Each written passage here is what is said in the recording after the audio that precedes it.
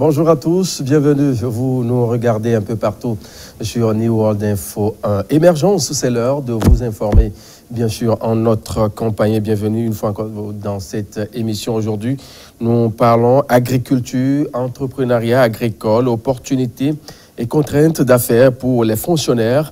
On va creuser le sujet avec un spécialiste du domaine, un expert qui s'y connaît bien dans le secteur. Son nom, c'est Daniel Agblevon. Il est jeune Togolais très ambitieux, porteur d'un projet dénommé 1500 hectares d'orangers d'ici 2030. Et pour la phase pilote, 200 hectares d'ici 5 ans. Messieurs, voilà le sujet libéré comme ainsi.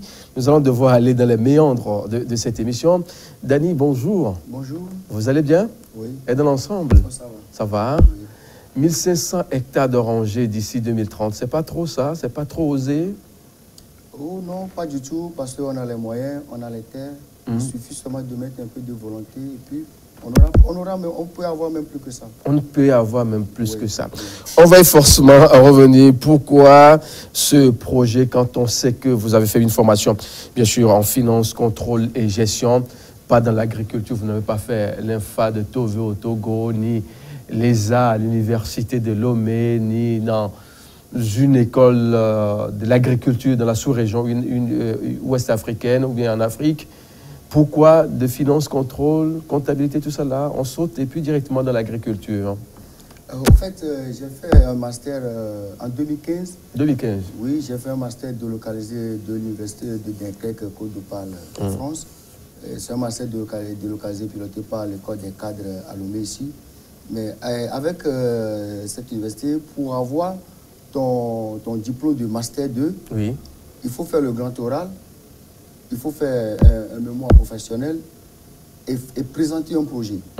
Donc, ensuite, moi, j'avais présenté le projet, la culture de l'ananas bio, qui m'a conduit dans la région des plateaux, plus précisément dans Palimé.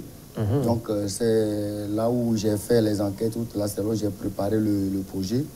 Et le jour de la présentation du projet à M. Thierry Rigaud, et il m'a demandé où est-ce que j'avais trouvé ce projet, ces idées-là, que le projet le plaisait très bien, et que si j'arrivais à réaliser ce projet, il allait me nommer jeune entrepreneur du coup.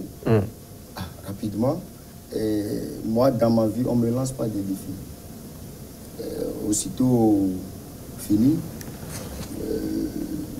2 mois après, on était dans le mois de janvier-février, j'ai regagné la terre vers Badja. Oui, où j'ai 2,5 hectares là-bas. Donc, j'ai pris une bonne partie pour faire la culture de l'ananas, pour développer le projet que j'avais soutenu. De la théorie à la pratique. De la théorie à la pratique. On est fatigué de la théorie, en fait. Oui, donc il faut pratiquer. Vous qui faites bien sûr ces études-là, chaque temps théorie, là, on est fatigué, là. Donc, j'étais allé pour justement faire l'ananas, mais à côté, j'ai fait un peu le maïs, j'ai fait l'igname, j'ai fait le noni, j'ai fait le citron, et j'ai commencé par faire l'élevage dans la ferme. Donc, je faisais un peu de tout à côté de mon champ d'ananas. Heureusement, 1 an et demi, voire 2 ans comme ça, j'ai vu que les fruits ont commencé par donner. Je récoltais des ignames déjà, je prenais du noni, un peu de noni, du citron, et pas du citron, et les tomates et autres là. Je revenais à la maison le week-end presque avec tout ce qu'on avait besoin à la maison. Donc c'est de là que je me suis dit, pourquoi ne pas se lancer dans l'agriculture, et je me suis retrouvé là-dedans comme ça. Alors justement, quand on parle de l'entrepreneuriat agricole, tout le monde en parle, finalement c'est quoi concrètement? Bon, aujourd'hui, tout Togolais, bien bon, toute la jeunesse togolaise me dit, je veux faire de l'entrepreneuriat, mais ça devient une sorte de théorie pour les gens. Je ne sais pas si c'est le son du mot qui résonne bien dans les oreilles, mais l'entrepreneuriat agricole aujourd'hui se vit. On ne peut pas rester au bureau aujourd'hui. Il faut vivre ça. Il ne faut pas être dans un bureau climatisé quelque part et dire qu'on est entrepreneur agricole parce qu'on... Il faut aller sur le champ. Il faut aller dans les fermes. Il faut cultiver la terre. Tu ne peux pas être entrepreneur agricole et puis rester au bureau. Mais parfois, tu vois même des gens qui te disent entrepreneur agricole, mais ils ne connaissent même pas les saisons de l'année. Ils ne savent même pas qu'il y a 2 Mais saisons. quand même, aussi. ils ont fait la classe de 3e et terminale. Quand on nous enseigne ça, on dit c'est- on a 2 c'est saisons des réalités. sèches, pluvieuses au sud et également une saison sèche et une saison pluvieuse au nord du pays. Au moins ça, ils vont maîtriser. Bon, en tout cas, moi, je vous dis, il y a des gens qui maîtrisent rien du tout. Ils maîtrisent rien. Non, c'est un Ils sont dans les mot. bureaux, c'est pour aller demander aux paysans de faire ceci, faire cela, et puis après, ils ramassent les produits pour venir vendre sur le marché. Moi, je dis, il ne faut pas de l'entrepreneuriat agricole. Il faut vivre la chaîne du paysan, aller avec le paysan, travailler avec lui, faire les récoltes avec lui et vendre les récoltes là. Et en ce moment, on sent que tu fais de l'entrepreneuriat agricole. En tout cas, c'est moi mon avis. C'est votre avis. Alors, 1500 hectares d'ici à 2030 pour faire la culture, bien sûr, d'oranger, avoir un verger, hein. Ouais. Un champ de fruits, c'est un verger. Oui, un verger, 1500 hectares d'orangers qui vont produire des oranges pour être vendus au Togo, servis dans la sous-région également. Oui. C'est pas trop osé ça. Je dis c'est pas osé parce qu'on peut le faire. On dispose quand même des terres arables. Oui, il y en a. On en a? Il y en a. Moi, j'ai fait le tour de la région d'Avé jusqu'à Balimé, allant à Daïs, sorti par Atakpamé, revenir à Lomé. Je vous dis, on a des terres. Les gens en ont. Ils ont plus de 500, 400 hectares. Une seule personne? Oui, seule personne. Il faut qu'on commence par les arracher un peu. Ah bon, ils sont là, ils ne veulent pas de c'est justement les difficultés. On ne fout rien avec, ça devient c'est les difficultés qu'on rencontre sur le terrain aujourd'hui. Ils ont des terres, mais ils ne veulent pas les laisser pour qu'on travaille là-dessus. Ils ne veulent pas aussi participer au projet par l'apport de cette terre-là également. Ils veulent seulement spéculer. Ils veulent vendre. Ils veulent vendre à prix d'or. Oui. Alors, quand on dit aujourd'hui, quand on a des terres arabes pour bien sûr amener ce projet à terme, 200 hectares, d'abord en 5 ans. Oui. Pourquoi 200? Oui, c'est la phase pilote. C'est 10 ans, 10 ans pour les 1500. Oui, pour ça fait 11 ans pour les 1500 et 200 pour la phase pilote. Oui. C'est-à-dire, c'est pour tester le projet. Si je dis tester, c'est-à-dire il faut toujours une phase pilote pour quelque chose. Si les 200 hectares, d'ici 5 ans, les gens commencent par voir les fruits. Le Togolais aime voir d'abord avant d'agir. Le Togolais aime voir la réalité, la réalisation, le truc fructifié avant de se lancer là-dedans. Donc d'ici 5 ans, les 200 hectares, c'est très facile de les trouver. Et là où je suis aujourd'hui, je me dis, on peut dépasser même, ou bien on va dépasser les 200 hectares d'ici 5 ans. Puisqu'il y a les gens qui donnent déjà leur terre. Il y a certains qui donnent leur terre, il y a certains qui veulent financer, mais ils veulent une garantie. Ils veulent une garantie. Dès qu'on leur trouve ces garanties-là, ils vont se lancer dans le projet. Ils ont besoin d'avoir des garanties. Et vous avez circulé, à part la région des Plateaux, la préfecture de Kloto, vous avez sillonné d'autres endroits du pays également? À part oui, Plateau, il y a le Bassa, le Bassa vers côté Ghana, et puis à Casabois. À Casabois même, j'ai vu il y a une vieille plantation là-bas, une vieille plantation d'oranger du temps colonial. Bon, ça n'existe plus aujourd'hui, hein. Mais tu vois certains arbres qui sont toujours là, mais qui ne donnent plus.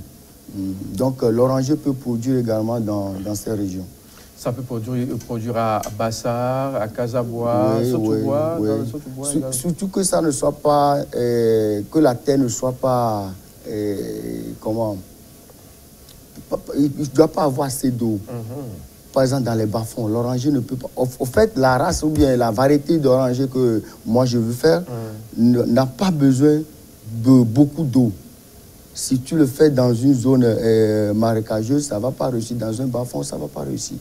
Ça ne va pas réussir. Là, va tomber après 8-9 ans comme ça. Mais quand on sait que la région des Plateaux est réputée pour une pluviométrie qui sort de l'ordinaire, il pleut beaucoup dans cette région-là. Est-ce que ça ne va pas vous causer peut-être d'ennui dans la réalisation de ce projet? Non, la région des Plateaux, elle est, la pluviométrie est élevée, mais vous allez voir que c'est dans un versant. C'est deux versants.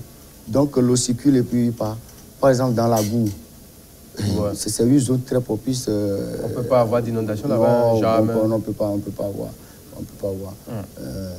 Alors, phase pilote, quels moyens donc vous disposez-vous pour pouvoir mener à bon port ce projet? Je dirais la technicité est déjà là. Le projet, c'est un projet très ambitieux, produire jusqu'à 200 hectares en 5 ans, 1500 en 11 ans. La technicité, moi je l'ai. Les plans également, la variété de plans que vous n'avez pas fait quand même les années l'INFA de Togo, oui. mais comment vous avez pu avoir cette technicité dont vous parlez? Au fait, si je vais vous faire un peu une petite historique, oui. Tout est parti d'un dimanche où je voulais de l'orange. J'ai fait 2 km à peu près, mais je n'ai pas trouvé. Ici à Lomé? Oui, ici à Lomé. Les rares oranges que j'ai trouvées par terre étaient déjà en phase de pourrir. Donc, je me suis dit, bon, je les ai demandé, bon, au Togo, on n'a pas d'oranger. Ils disent non, que tout vient du Bénin, vient du Ghana. Tout vient du Bénin, du Ghana. Alors que nous avons les mêmes terres, nous avons les mêmes sols, le même climat. Donc, rapidement, je me suis lancé dedans. Je me dis, ah, ok, il faut creuser dedans pour voir ce qu'on peut... je me suis déplacé, je suis allé au Bénin, j'ai fait presque 2 à 3 semaines là-bas, où j'ai appris comment il faut faire. Vous avez été au Bénin? Oui, j'ai fait au moins 2 à 3 semaines là-bas. Et j'y vais de temps en temps également. Ah bon? Pour apprendre la technique. À mon dernier voyage à Bruxelles, j'ai fait un tour à Hollande également pour apprendre une autre technique de greffage, de comment greffer le citron pour que ça donne de l'oranger. Oui. Donc c'est... Ça, c'est votre technicité, c'est ce que vous maîtrisez pour pouvoir, bien sûr, bien piloter le projet. À part ça, d'autres moyens, vous en avez? Vous disposez? Bon, puisque ce n'est pas seulement l'oranger que nous allons produire, je me suis approché de la direction de l'élevage. Je me suis approché de la direction de l'élevage du Togo pour qu'ils puissent nous appuyer dans la formation des agents qui vont rester sur ces plantations-là. On va les former en élevage d'apiculture, dans l'élevage avicole, le bétail, et tout. Et puis, il y a l'ICAT également, j'ai vu avec la direction de l'ICAT, l'ITRA également, qui vont nous appuyer à pouvoir faire l'analyse des sols. L'ITRA doit nous appuyer pour faire l'analyse des sols, et l'ICAT également pour des conseils agronomiques. Parce que c'est pas, je l'ai dit bien, ce n'est pas l'oranger seulement qu'on va faire. La première, deuxième, troisième, voire la 4e année, on aura fait soit la culture du soja, de l'arachide, du maïs, un peu de tout, avant que l'arbre avant que la plantation ne prend, quoi. Donc nous avons déjà... Et puis l'appui de la diaspora aussi est là, mais eux aussi veulent une garantie. La diaspora ne peut pas envoyer de l'argent à mon cabinet aujourd'hui comme ça. Les gens sont à la diaspora, ils veulent bien booster avec le projet, mais ils demandent une garantie. Dès que ces garanties sont réunies, ils vont également booster là avec le projet. À part tout cela, on sait que vous êtes appuyé peut-être dans le temps qui viennent par l'ITRA, l'INFA de Tové et autres. Est-ce que le projet a eu le OK du gouvernement ou bien vous ne vous rapprochez pas du gouvernement, du ministère de tutelle qui s'occupe bien sûr de l'agriculture pouvant vous aider pour d'autres choses? Au fait, jusqu'à présent, je suis allé vers le MIFA pour pouvoir justement avoir cette garantie que la diaspora demande. Donc, je suis en discussion avec eux, avec le MIFA, pour pouvoir, avec le MIFA pour pouvoir justement appuyer le projet. Mais pourquoi ne pas contacter le ministre lui-même?